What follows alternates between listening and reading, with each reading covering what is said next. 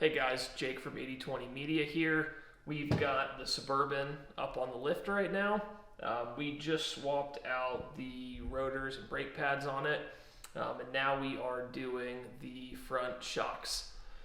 So we're going to do this DIY guide on how to replace the front shocks. Pretty easy thing to get done.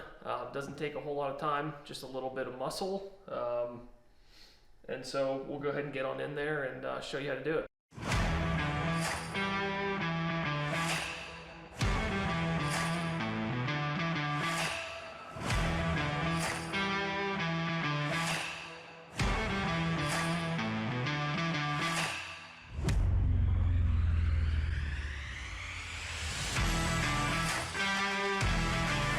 So removing the shock is actually extremely simple. There's only two bolts that hold it in place.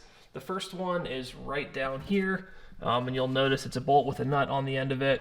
Both of them are 21 millimeters, and so you will need both a socket and a wrench for it to get both sides of it, to take it off. And then the second one that needs to be removed is up here on the top. Not sure how easy it is to see, but it's right here under this fender liner, and it is a 15 millimeter. This one is probably the biggest pain to remove. It would be a lot easier if you remove the fender liner, but there's probably like 15 clips that hold this fender liner in, and you can do it without it, and so I don't really want to go through the hassle of removing all the small clips on this. But we did just take one off of the other side. So just to show you what it looks like, here's how it looks. It's got some kind of bump stops and washers on the top of it. And then it is held on with a screw on the top. On the other side, I had an issue unscrewing the top one without the whole kind of frame here twisting. As you can see, if you look closely, there is another nut right here that you can get a wrench around to try to hold it in place. However, this one kind of has some weld spots on it, and so I had a really hard time getting a wrench to sit on it. But using a 17 millimeter on this, I was able to at least make enough progress to get it all the way out. Fortunately, the one so far on this side seems to be coming off by just undoing the top one.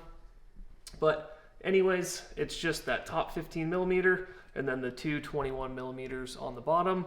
And then it should slide right on out. So I recommend starting with the top one, just since it's the most difficult one to get undone. As you can see, as I mentioned on this side, all it's taking is twisting off this top nut.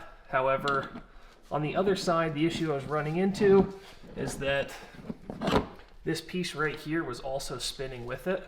And so twisting the top part wasn't doing anything. And so that's when I took a 17 millimeter and was trying to hold a 17 millimeter on that piece right there as I was loosening the top of it. But like I said, on this side, no issues with that. And so just chugging away, loosening it. If you have one of these kind of swivel head ratchets, it'll be a lifesaver for this. And like I said, taking the fender liner off would be great too, but I'm just gonna muscle it out here and get this one off. All right, so I got the 15 millimeter off of the top here. I got the 21 millimeter off of the bottom right here. Now from here, you just need to pull this 21 millimeter bolt out, and then the whole shock should come down. One caveat, if you can look across the car and see what we did on the other side, we actually had to put the jack stand down there to jack the suspension up just enough to be able to get this bolt out. However, on this side of it, seems like the suspension's sitting at a good level, and so this bolt just pulls directly out. And now with that out,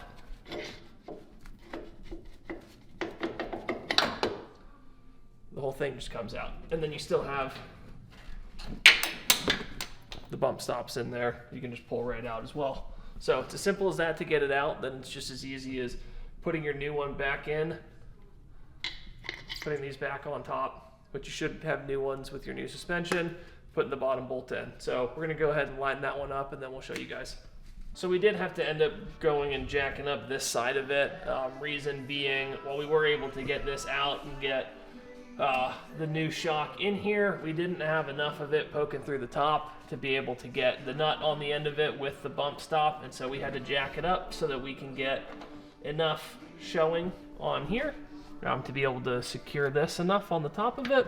And right now it's still a really tight fitment, but we have a small low profile jack, so we can't get it too much higher than this. But fortunately, we will be able to adjust it once we get some weight back on the suspension and the car back on the ground. You can actually access both of these from inside the top of the engine bay, which isn't the easiest trick, but you can also lean over and get a hand over the wheel and get in here to tighten them up a little bit more as well. And so we're going to get them as tight as we can for now, but then once we get the wheels back on here and the car back on the ground, then we're going to come back in and tighten this top one up as much as we can.